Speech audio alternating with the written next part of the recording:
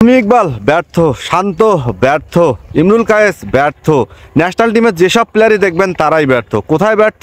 NCL টি-20-র প্রথম দিনে Bangladesh cricket দলের এক ঝাঁক তারকা ক্রিকেটার ব্যর্থ হয়ে গেল। তাদের অবস্থা একদম নাজেহাল। তারা বাংলাদেশে যারা খেলে, বাংলাদেশ ন্যাশনাল টিমে যারা খেলে, টি-20-র আদর্শ মানে ব্যাটসম্যান কি আছে? আমাদের নাই।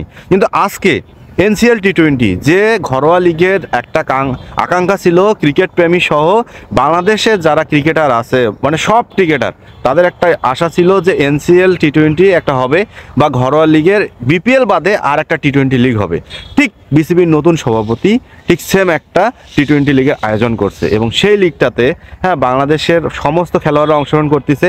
বাংলাদেশের 8টা বিভাগের 8টা দলই আছে এবং 8টা দলে বাংলাদেশের তরুণ প্রজন্মের যে ক্রিকেটাররা আছে তারা কিন্তু এখানে খেলতেছে। আর সেখানে বাংলাদেশের যারা বুড়া বুড়া ব্যাটার আছে, তামিম ইকবাল থেকে শুরু করে ইমরুল কায়েস থেকে শুরু করে যারাই আছে, তারা সবাই প্রথম দিনে ব্যর্থ। কিন্তু সেখানে তারা ব্যর্থ হলো বাংলাদেশের যারা নতুন আছে, যাদের রক্ত গরম, যারা টি-20 সুলভ ব্যাটিং করতে জানে, সেই খেলোয়াড়গুলাই কিন্তু প্রথম দিন রাজ করলো। জিসানের কথা ধরেন, জিসান খুব ভালো ব্যাটিং করছে, সেঞ্চুরি করে 206 রানে একটা টার্গেট ছুড়ে দিছে। এই ম্যাচটা কি জেতা সম্ভব ছিল? তাও আবার বাংলাদেশের কোনো ঘরোয়া ক্রিকেটের দলের এই ম্যাচ কোনোভাবেই এত রান সম্ভব না।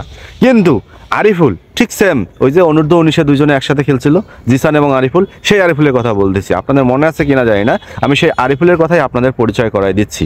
সেই আরিফুল 94 রানে আর একটা টর্নেডো খেলে ইনিংসটাকে শেষ করে ফেললো এবং ম্যাচটা জিতে গেল। সো এভাবেই তো টি-20-র উত্থানটা সম্ভব বাংলাদেশে। কিন্তু আমাদের এই খেলাটা সিলেটের স্টেডিয়ামে না হয়ে যদি ঠিক মিরপুরে হইতো, তাহলে কী দাঁড়াইতো? 120 থেকে 30 রান হইতো, এরপর 119 রানে বাকি টিমটা অল আউট হয়ে যাইতো।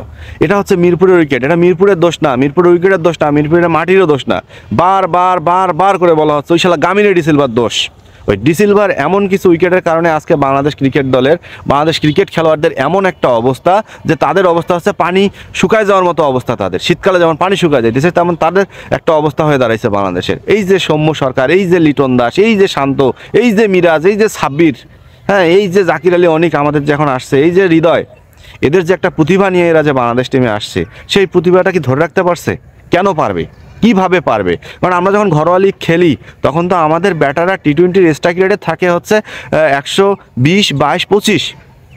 কিন্তু আজকে যখন এনসিএল টি-20 লিগ হইতেছে বিপিএলের আগে একটা প্রি টুর্নামেন্ট হিসেবে, সেখানে আমাদের ব্যাটারদের স্ট্রাইক রেট 200, 250। এখানে আমি ভাবলাম যে জিসান, আরিফুল এরা কি আসলে আইপিএলের খেলোয়াড় নাকি বাংলাদেশের খেলোয়াড়? এরপর রিসেন্ট যে অনূর্ধ্ব-19 এশিয়া কাপে আমরা চ্যাম্পিয়ন হইলাম, আজিজুল হক তামিম, যাকে আমরা তৃতীয় তামিম নামে চিনি, সেই তামিমও মারমুখী খেললো। মিজানুর রহমান, এটাও গতবার অনূর্ধ্ব-19 টিমের খেলোয়াড়, সেও মারমুখী খেললো। এই যে খেলোয়াড়গুলোর সাহস, এই যে খেলোয়াড়গুলোর খেলোয়াড়, টি-20 মাপের যে ব্যাটিং, এটা আমি আসলেই মুগ্ধ। এবং সেই সাথে বাংলাদেশের নির্বাচক প্যানেলের হান্নান সরকার যখন এই খেলাগুলো দেখতেছিল, তখন তিনি প্রেস বক্সে গিয়ে তাদের প্রশংসা করতেছিল এবং ড্রেসিং রুমে গিয়েও জিসানকে বললো তোমার সেঞ্চুরিটা ফাটাফাটি লাগছে, সেই সাথে আজিজুল হককে গিয়েও বললো তোমার ইনিংসটা আমার ভালো লাগছে, এবং আরিফুলকে গিয়েও বললো জিসানের 100 থেকে তোমার তো 94টাই দলের কাজে দিল, সো তুমিই ভালো আছো। সো জিসান এবং আরিফুলের মতো ক্রিকেটারদের যদি আমরা যত্ন নিতে না পারি, এদেরকেও যদি আমরা ওই গামিনের ডিসিলভার সেই উইকেটগুলোতে তুলে দেই, বিকেএসপির উইকেটগুলোতে এদের হাতে যদি আমরা তুলে দেই, এবং এদেরকে যদি সৌম্য, এরপর হচ্ছে লিটন কুমার দাস, এদের মতোই নার্সিং করি, তাহলে তো আমাদের টি-20 খেলোয়াড়রা নষ্ট হয়ে যাবে। সো এই খেলোয়াড়গুলোকে একটাই অনুরোধ থাকবে, এদেরকে ভালোভাবে পরিপক্ক না করে ন্যাশনাল টিমে আনবেন না, ন্যাশনাল টিমে সুযোগ দিবেন না। হইতে পারে আপনারা বলতে পারেন ভাই অল্প বয়সে আসুক, রক্ত চাঙ্গা মারবে, কিন্তু না, আসুক অল্প বয়সে, কিন্তু বেশি বেশি ম্যাচ খেলানো দরকার।